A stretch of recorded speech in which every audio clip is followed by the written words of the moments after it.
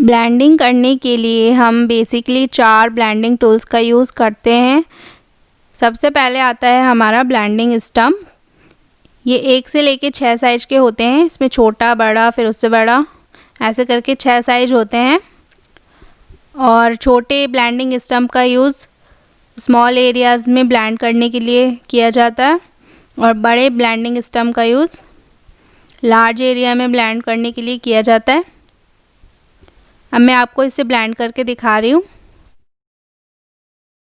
इससे काफ़ी smooth texture आता है। अगर आपको स्मूथ ब्लेंडिंग चाहिए तो आप ब्लेंडिंग स्टम्प का यूज़ करें। इससे काफ़ी स्मूथ ब्लेंड होता है। आप देख सकते हैं कि किस तरह से ब्लेंड हो रहा है। अगर आपके पास ये ब्लेंडिंग स्टम्प नहीं है तो आप मेकअप ब्रश का भी यूज़ कर सकते हैं। अब मैं आपको मेकअप ब्रश से ब्लेंड करके दिखा रही हूँ। आप देख सकते हैं इससे किस तरह से ब्लेंड हो रहा है। इससे काफ़ी स्मूथ ब्लेंडिंग तो नहीं होती पर अच्छी ब्लेंडिंग होती है। आप लार्ज एरियाज़ में ब्लेंड करने के लिए इसका यूज़ कर सकते हैं।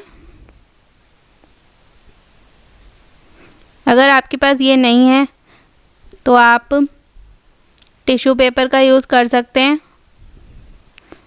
अब मैं आपको इसे ब्लेंड करके दिखा रही हूँ। इससे काफ़ी स्मूथ ब्लेंडिंग हो रही है और लार्ज एरियाज़ में ब्लेंड करने के लिए आप इसका यूज़ कर सकते हैं। लास्ट है हमारा कॉटन बड। मैं आपको इससे ब्लेंड करके दिखा रही हूँ।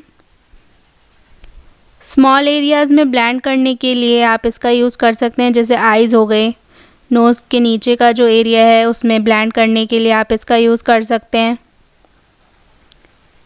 इससे भी काफ़ी ठीक ठाक ब्लेंडिंग हो जाती है। ये थे हमारे आज के ब्लेंडिंग टूल्स। अगर आपको ये वीडियो अच्छा लगा हो तो आप मेरे चैनल को सब्सक्राइब कर सकते हैं और इस वीडियो को लाइक कर सकते हैं। Thank you for watching.